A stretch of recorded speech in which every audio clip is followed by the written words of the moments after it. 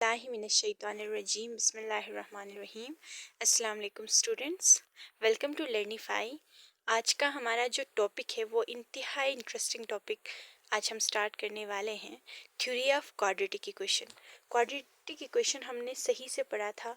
आज हमने उसके कुछ थ्योरीज भी पढ़े थे, यानी कि नेचर ऑफ रूट्स भी कुछ पढ़े थे कि क्या होता है, what is the nature of roots, कि इक्वल टू ज़ीरो होने से क्या होगा जो डिस्क्रिमिनेंट है, ग्रेटर देन ज़ीरो होने से क्या होगा, अगर ग्रेटर देन ज़ीरो और परफेक्ट स्क्वायर हो तो क्या होगा, परफेक्ट स्क्वायर ना हो तो क्या होगा, वो सारी चीज़ें हम डिस्कस कर चुके थे। और आज हमारा जो फोर्थ पॉइंट ये है कि अगर जो हमारा डिस्क्रिमिनेंट है वो लेस देन ज़ीरो हो, यानी कि निगेटिव कोई नंबर हो, तो हमारा जो रूट आएंगे वो कम्प्लेक्स, कंजुगेट और अनइक्वल आएंगे। ठीक है, अनइक्वल आएंगे और कंजुगेट कम्प्लेक्स आएंगे, मीन्स आयोटा की फॉर्म में आएंगे। हमारा जो आंसर होगा वो आयोटा की फॉर्म में होगा। ठीक है, तो चलिए हम देखते हैं अपना एग्जाम्पल। हमारा जो एग्जाम्पल है वो है 2x² - 6 + 1। ये हमारा एग्जाम्पल है। अब हमने इसको सॉल्व करना है और देखना है कि इसका जो डिस्क्रिमिनेंट है वो ग्रेटर देन ज़ीरो आता है या लेस देन ज़ीरो आता है या इक्वल टू ज़ीरो आते हैं। हमने जो हमारा जो डिस्क्रिमिनेंट था वो b² - 4ac था, तो इसमें हमने वैल्यूज़ पुट किए इसी क्वेश्चन के मुताबिक। ठीक है, तो क्वेश्चन में हमारे पास b की वैल्यू -1 है और a की वैल्यू 2 है, c की वैल्यू 1 है।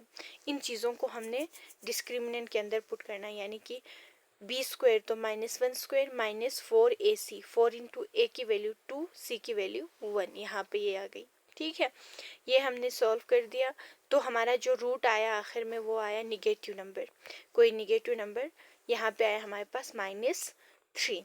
अब हमने ये जो निगेटिव नंबर हमारे पास आया है, इसकी वजह से हमारा जो रूट आएंगे वो इमेजिनरी होगा और अनइक्वल होगा। अब हम देखेंगे कि ये जो हमने स्टेटमेंट कहा है कि निगेटिव नंबर आने से इमेजिनरी होगा और अनइक्वल होगा, इसको हम जस्टिफाई करते हैं बाय सॉल्विंग द क्वेश्चन को सॉल्व करके। ठीक है, तो हमारे पास जो क्वेश्चन था 2x² - x + 1, उसको हमने क्वाड्रेटिक फार्मूले के थ्रू सॉल्व किया। क्वाड्रेटिक फार्मूला इस क्वेश्चन पे अप्लाई किया तो minus into -1 plus minus √-1 whole square -4ac, तो ए हमारे पास 2c1 divide by 2 into 2a, तो a हमारे पास 2। ठीक है, अब हमने इसको थोड़ा बहुत सिंप्लीफाई किया तो हमारा जो आंसर आया वो 1 + -7/2।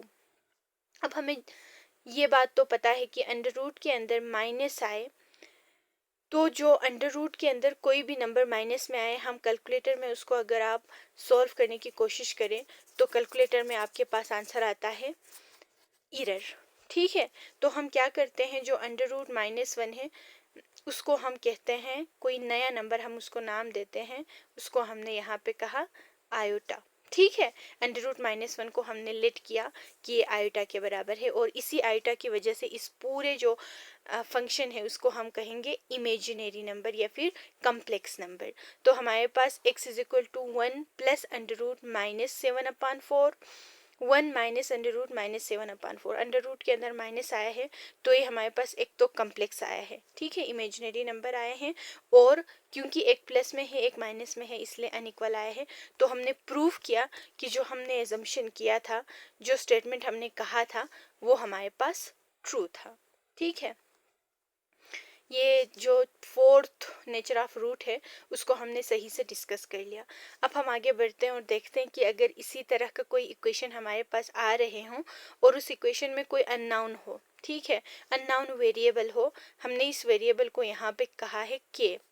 कोई भी कुछ भी कह सकते हैं आप, के कह सकते हैं, बी कह सकते हैं, डी कह सकते हैं, 11 कह सकते हैं, मतलब कोई भी कांस्टेंट नंबर ले सकते हैं आप उसको। ठीक है, तो हमने यहाँ पे लिया फाइंड के, यहाँ में इसमें से हमने के को फाइंड आउट करना है अगर नेचर ऑफ रूट हमारे पास गिवन है। उन्होंने कहा है कि ये जो क्वेश्चन हमारे पास है k+3 into x² - 2 into k+1 into x minus k+1 = 0 or equal, और यहाँ पे आगे एक मामूली छोटा सा स्टेटमेंट कहा है कि k is not equal to -3, k -3 नहीं होना चाहिए। ठीक है, यहाँ पे इस क्वेश्चन में आप देखें कि अगर -3 हो तो इस क्वेश्चन पे क्या इम्पेक्ट पड़ेंगे। -3 आप k की जगह पे पुट करते जाए ना, -3 + 3, फर्स्ट स्टेटमेंट आपका 0 हो गया। ठीक है, सेकेंड में कोई और नंबर कुछ आ सकते हैं, थर्ड में कुछ और आ सकते हैं, लेकिन जब स्क्वायर वाला हमारे पास 0 हो गई तो वो क्वाड्रेटिक के फॉर्म में से ही निकल गई, यानी क्वाड्रेटिक फॉर्म का जो स्टैंडर्ड फॉर्म था, सबसे पहले ax² होना चाहिए था, वो हमारे पास ख़त्म हो गया। तो इसलिए यहाँ पे हमने हाईलाइट किया है कि k is not equal to -3, k -3 के बराबर नहीं होना चाहिए। ठीक है, अब हम इस क्वेश्चन को सॉल्व करके k की वैल्यू निकालते हैं बाई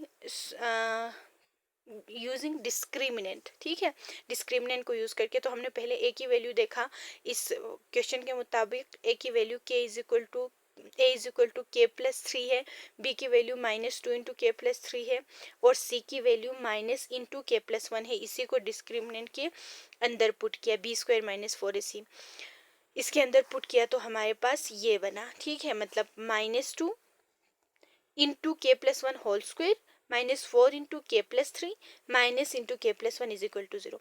इसको सॉल्व करने पे हमारे पास माइनस पावर की वजह से प्लस हो गया, तो 2 का स्क्वायर 4, और k + 1 whole square +4 into k + 3, और ये माइनस अंदर जाके k + 1। ठीक है, यहाँ तक हो गई। फिर उसके बाद अब हम यहाँ पे आगे थोड़ा बहुत सिंप्लीफाई इस तरह से करेंगे कि यहाँ पे जो k + 1 होल स्क्वायर है ना, उसको हम अलग अलग करके k + 1 लिख सकते हैं। ठीक है, k + 1 और k + 1 इस तरह से बिल्कुल खोल के लिख सकते हैं इसको। तो हम इसको खोल के लिखेंगे। जब हम इसको खोल के लिखेंगे तो दोनों साइड पे हमारे पास k + 1 आएंगे दोनों टर्म में, तो 4 भी दोनों टर्म में है, तो हम 4 इंटू k + 1 को इस पूरे टर्म में से कॉमन निकाल लेंगे, क्योंकि ये हमारे पास कॉमन टर्म है। ठीक है, तो जब ये कॉमन निकला तो अंदर क्या बचा, यहाँ पे k + 1 बचा, लेफ्ट हैंड साइड एक साइड से k + 1 बचा और दूसरे साइड से k + 3 बचा, तो k + 1 + k + 3। इसको और थोड़ा सिंप्लीफाई करने से हमारे पास 4 इंटू k + 1 इंटू 2k + 1। अब ये जो 2k + 4 है ना, यहाँ से भी हम एक 2 को कॉमन निकाल सकते हैं, तो अंदर हमारे पास k + 2 बचा। अब ये जो 2 है इस 4 के साथ मल्टीप्लाई होके 8 बना, और 8 इंटू k + 1 k + 2 हमारे पास ये आया। अब हम यहाँ से 8 दूसरे साइड पे जाके 0 के डिनोमिनेटर में आके ख़त्म हो गई, और एक बचा k + 1, एक बचा k + 2, तो k + 1 is equal to 0, k + 2 is equal to 0। तो हमारे पास k की दो वैल्यू आ गई, एक -1 एक -2। अब हमें पता है कि ये जो k की वैल्यू है वो क्वेश्चन में ही बताया गया है कि उसकी जो रूट्स आएंगे वो इक्वल आएंगे। अब हम इसी वैल्यू को क्वेश्चन के अंदर पुट करके देखेंगे, सॉल्व करेंगे, तब मतलब हमें पता है कि ये जो आंसर आएंगे वो एक तो इक्वल आएंगे। ठीक है, ये हमारे पास क्वेश्चन में गिवन है। तो अगर आप क्वाड्रेटिक फार्मूला या किसी भी रूल से इस क्वेश्चन को सॉल्व करेंगे तो हमारे पास क्या आएंगे, इक्वल आएंगे। ठीक है, यहाँ तक हमारा लेक्चर क्लोज होता है। Thank you so much. अगर आपकी कोई भी क्यूरीज हो तो आप पूछ सकते हैं कमेंट बॉक्स में।